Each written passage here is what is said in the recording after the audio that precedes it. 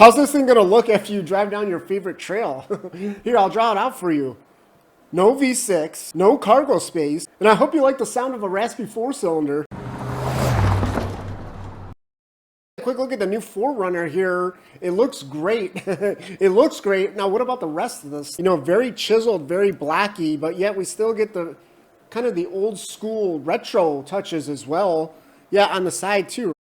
The window, the rear window goes all the way up to the roof, and you can actually see it a little bit better in this image here. Yeah, so if you're a fan of some of the original 4Runners, this is the kind of stuff that gets you excited, right? Now, you know, for those of you wondering, yeah, the inside window, it still only goes up to about there. So it's not like a true safari style window or something like that that you've seen on Land Rovers. You can actually see it right there. So yeah, it's just kind of a design element on the outside. The rear end here is probably the most similar part, the part that's changed the least. Really, it's the taillights. You know, there's a lot of black trim. And of course, depending on which model you get, this is the TRD Pro. It's got even more black trim. And there's even more of it on the side. And yes, there is a limited model available as well with this giant air dam. So I still can't believe the EPA lets Toyota get away with this. Everybody's going to take that off. And all the black trim that's on the other models, the off-road models, yeah, it's all body color, isn't it? And these fender flares, guess what? They're body color as well, but I don't think they actually stick out as far either. And if you plan to take this thing off-road, and it's kind of the whole point here, isn't it? You might want to take a look at this trim here, the Trail Hunter, because yes, the fender flares, we'll get back to the TRD Pro here in a second, they're actually not painted. This is awesome, isn't it? I mean, it seems like an obvious thing. Yeah, if you go for the TRD Pro one, you're going to be getting those painted with gloss black. So yeah, good luck not getting those scratched up. And the wheels on this Trail Hunter model are they're fantastic, really. I mean, look at this. They look like they're two pieces kind of interlocked into each other. If you actually zoom in here, you can actually see it is one piece. You know, it's just the way it's designed. Yeah, it really does give you that effect. All right, moving on to the inside, it's going to give you all the newest tech that you want, and maybe a little too much. This screen here drives me crazy. It's way too big. There's a reason all the other companies are using 12.3-inch screens. It should be shorter. Yes, you want to be able to see what you're looking at, but you don't want it to be like so in your face and feel like you're sitting in your cubicle at work when you get in your car, right? I mean, this is just, it's over the top. It's unnecessary. Yes, there is like a small 7 or 8-inch screen that you can get, but yeah, there's no real middle ground, is there? You might have to go for this large screen. But, you know, at least we do get all the physical knobs and controls. Yeah, so I definitely applaud Toyota for this. And check it out, we do get the volume knob right there in the center as well. You know, in addition to the climate control knobs, and just nice detail on there as well. And we do get nice physical buttons on the steering wheel here. There's no capacitive touch crap, and they're matte black as well, so no fingerprints. And these new systems, you know, if you're coming from an old 4Runner, you might say, well, you know, I can drive the truck myself. It's like, no, guess what? If you plan on taking this thing on a road trip or something, there's nothing fun. There's nothing fun about driving 70 miles per hour down the freeway. You might as well use these systems, adaptive cruise, and this one will basically steer the car for you as well. It allows your brain, to kind of shut down. So you don't have that fatigue that you would normally have after a long road trip. And here's something a little bit interesting from the interior. There's a little Bluetooth speaker that actually pops out of it's the top of the dashboard. This sounds like a bad idea, actually, because you got to have like a little lithium battery in this thing, right? And what's going to happen when the sun is just going to cook this thing, isn't it? And that's like high temperatures and lithium batteries. That's not a good combination.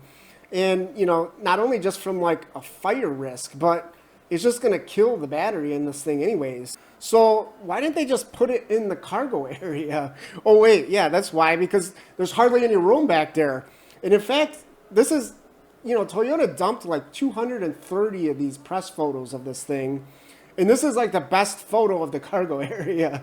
And in fact, it's not even the hybrid model.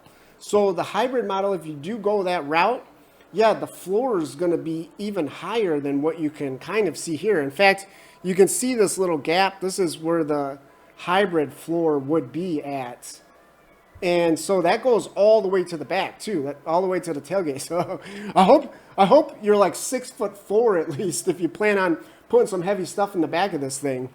And by the way, it's not just the cargo area inside that gets screwed over by the battery pack. Guess what? On the outside here, look at this spare tire. Look how low this thing's hanging down.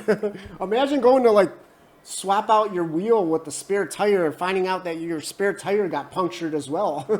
And of course, the reason for this is the battery pack is somewhere like, it's something like this. So that's the problem. And so are there any benefits to going for the hybrid? Yeah, actually there are, especially if you plan on powering stuff right from your truck. In fact, this is kind of a funny little cover on here.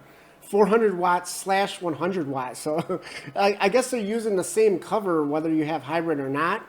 So yeah, you get a lot more power if you go hybrid. And in fact, the one in the cargo area is actually a full 20 amps if you have the hybrid.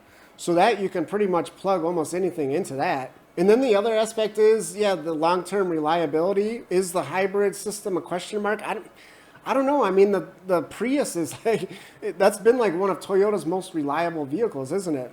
So I think they got the hybrid aspect down. I think really the biggest concern is just the turbocharger on a small 4-cylinder.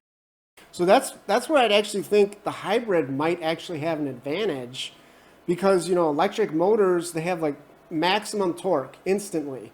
So, you know, it just puts less strain on the engine, doesn't it? Because you're always going to have that torque on demand, ready to go. The engine doesn't have to work as hard, does it?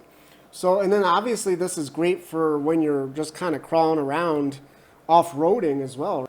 So yeah, I think it, you know, it would have just been so much better if we would have just had the V6 as one option and then this hybrid turbo 4-cylinder as another option.